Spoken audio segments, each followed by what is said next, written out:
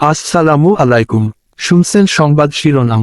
আখাউড়ায় cancer আক্রান্ত পারভিনের পাশে হিলফুল ফুজুল যুব সংঘ। এখন শুনবেন বিস্তারিত।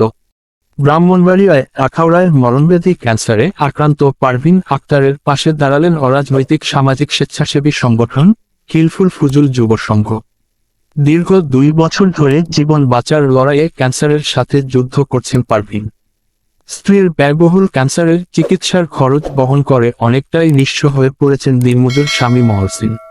বৃহস্পতিবার বিকেলে উপজেলার মুগরা ইউনিয়নের ধাতুর পহেলা গ্রামে পারভিনের বাড়িতে গিয়ে সংগঠনের পক্ষ থেকে চিকিৎসার জন্য নগদ 20,000 টাকা অর্থ সহায়তা প্রদান করা হয়।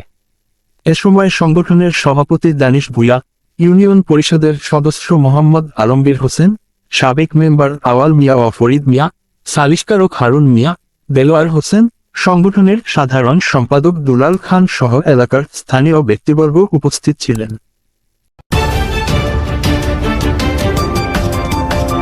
ব্রাহ্মণবাড়িয়া 24.নিউজ।